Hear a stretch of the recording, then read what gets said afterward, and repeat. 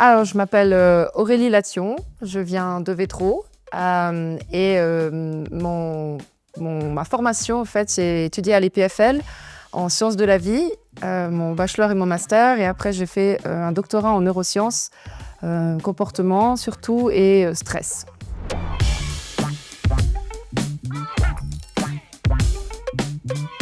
Alors, j'ai toujours été passionnée par les neurosciences, j'ai trouvé fascinant le cerveau depuis très longtemps. Et pendant mon doctorat, je voulais faire un peu autre chose que juste de la recherche et j'ai commencé à être avec des associations qui faisaient de la vulgarisation, qui faisaient un peu de communication scientifique. Je me suis intéressée un peu à ce domaine et je me suis rendu compte qu'il n'y avait pas forcément grand-chose, mais qu'il y avait plein de possibilités. Donc là, je me suis dit que ça pouvait être vraiment sympa de pouvoir vulgariser un peu plus les neurosciences.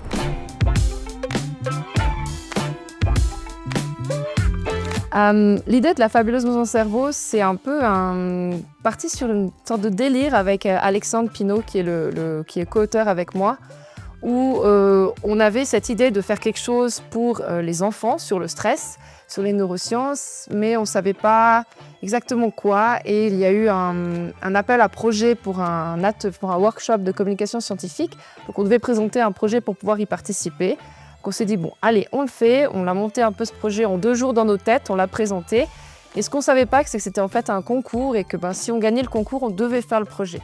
Et on l'a gagné dans le prix pour jeune public. Donc on avait reçu 1 000 € et on devait faire ce projet en 1 année. Ce qui n'était pas énorme, 1 000 € et 1 année pour créer un livre. Et on est parti en fait là-dessus et après on s'est dit, bon bah voilà, il faut qu'on se lance.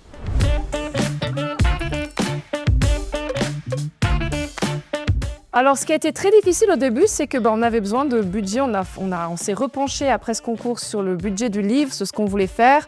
On voulait pas faire qu'un livre, on voulait faire quelque chose aussi de plus inclusif, aussi pour les enfants qui avaient de la peine à lire ou qui pouvaient pas lire. Donc on s'est dit, on pourrait faire une application avec, ce serait chouette. On aimait bien les livres pop-up, mais on s'est dit, bon, on est au 21e siècle, essayons de trouver quelque chose avec la technologie. Donc on a fait des livres pop-up, mais en réalité augmentée. Puis après, on a fait un budget. Et là, on s'est dit, oups, là, ça va être quelque chose d'énorme. Donc, on a dit, essayons de faire des demandes de fonds. Et les 6 premiers mois, toutes les demandes de fonds qu'on a faites, on a reçu des réponses négatives. Donc, on était un peu, au fond du bac, pour parler franchement. Et on s'est dit, bon, allez, on va pas se laisser faire, on va persévérer. Et on a relancé des demandes de fonds qui ont finalement été positives. Et après, on a pu commencer à écrire. Donc, je pense que c'était le plus difficile, c'était ces demandes de fonds. L'écriture, c'est venu assez naturellement avec Alexandre. On travaille énormément les deux, on aime bien, on se motive l'un à l'autre, la créativité arrive comme ça. Et après, on a eu la chance de trouver un illustrateur de talent, d'avoir des gens dans le domaine de l'édition qui nous ont aidés, et d'aller un peu, découvrir ce monde de l'édition aussi parce qu'on connaissait rien du tout. Trouver le bon imprimeur, le bon graphiste, toutes ces choses-là qui étaient un peu difficiles.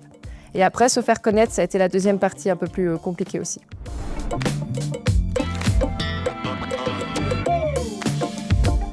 Alors, on est parti sur le sujet des neurosciences parce que c'est notre thème à nous. Le stress, parce qu'on était aussi on a fait les deux un doctorat dans ce domaine-là. Et le public, c'est surtout une histoire de prévention. On voulait faire de la prévention pour les plus jeunes parce que le mauvais stress, c'est quelque chose qui touche énormément de personnes de la société actuelle. Et même les enfants, et on s'est dit, plutôt que d'essayer de guérir les symptômes, essayer de faire de la prévention au plus jeune âge. Et on a remarqué qu'il n'y avait pas grand-chose non plus pour les enfants à cet âge-là. Il y a beaucoup de livres qui sont plus documentaires, qui expliquent le cerveau, ce qui est très bien. Mais nous, on s'est dit, tiens, on aimerait vraiment expliquer ça aux plus jeunes pour qu'ils comprennent ce qui se passe dans leur cerveau et que du coup, se disent, là, je suis stressée, je vais pas bien, c'est peut-être mon juge qui fait ça ou ma comédienne.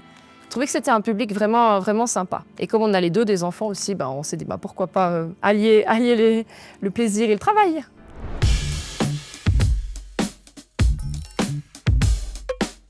Alors, il y a des études qui ont montré, je suis neuroscientifique, donc je cite souvent des études, mais il y a des études qui ont montré que lorsque c'était pour des personnes atteintes de TOC, lorsqu'ils comprennent mieux comment leur cerveau fonctionne, ils arrivent mieux à les gérer.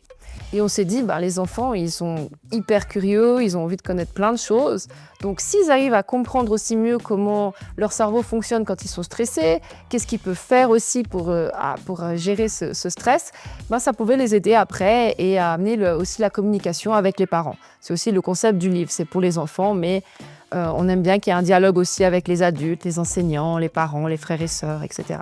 Donc on aime croire que de connaître le fonctionnement de son cerveau et des mécanismes des neurosciences, ça peut les aider ensuite à faire des choix éclairés pour leur santé.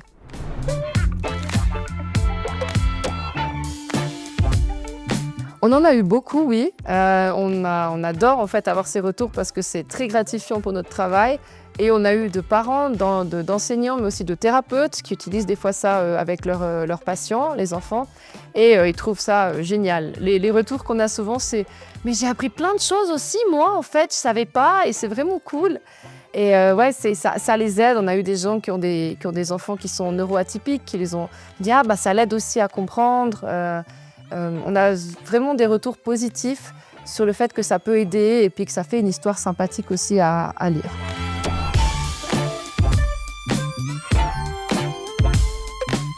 On a plein de projets, on n'a pas assez de temps.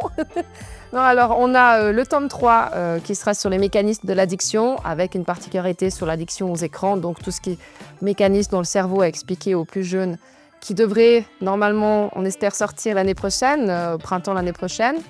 Là, on travaille sur des livres pour des enfants plus jeunes, donc dès 3 ans, où on reprend les personnages du tome 1 de La fabuleuse maison cerveau, et on fait un livre sur ces personnages-là, donc comme les drôles de bêtes, les petites bêtes, ou les monsieur, madame, même si c'est pas quand même lié, mais on prend par exemple le juge, et on fait une petite histoire sur ce juge pour expliquer aux plus jeunes. Et on a un autre projet aussi qui nous tient à cœur, où on est en train de faire des recherches de fond. C'est un projet de BD interactive et immersive pour les adolescents sur le thème des troubles du spectre autistique. Donc on veut collaborer avec une start-up Diversity qui est aussi valaisanne pour pouvoir faire cette BD qui sera d'abord en ligne, un format plutôt numérique que papier pour le moment. Et à chaque fois qu'une personne qu'un lecteur ou une lectrice va avoir une scène, il va pouvoir découvrir 2-3 choses dans la scène et passer ensuite à une autre partie, et avec un point de vue neurotypique et un point de vue neuroatypique. Donc ça, c'est aussi un projet qui nous tient à cœur et qu'on espère pouvoir faire bientôt. Et après, il y a tous les ateliers qu'on fait à côté. Voilà, on a plein d'idées qu'on aimerait concrétiser quand on aura le temps et les moyens.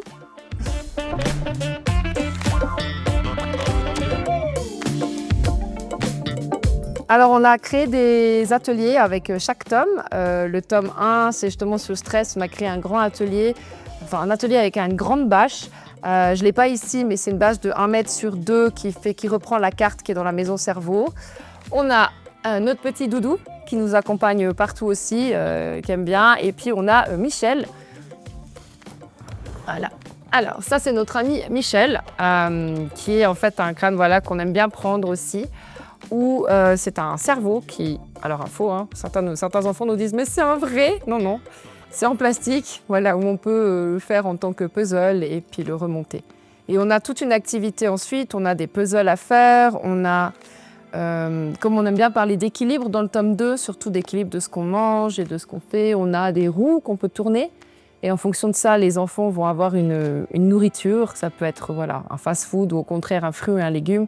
Ils vont devoir placer sur un bambada, donc une plateforme en équilibre, essayer de ne pas faire tomber. Donc on a ça, on a aussi créé une partie en réalité virtuelle. Donc dans un casque de réalité virtuelle, on peut explorer tout l'univers de la maison cerveau. Alors ça reste dans le casque pour l'instant. On cherche toujours des jeux, on a un jeu de cartes pour le tome 2 aussi. Donc on cherche toujours des choses pour expliquer aux enfants, puis faire soit en dédicace, en festival ou en atelier.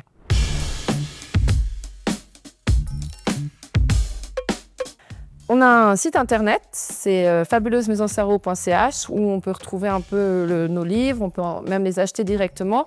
Ils sont aussi en vente dans toutes les bonnes librairies, comme on dit, et maintenant en France et en Belgique aussi. Et on est présent sur les réseaux sociaux, que ce soit sur Instagram, aussi Fabuleuse Maison Cerveau, Facebook.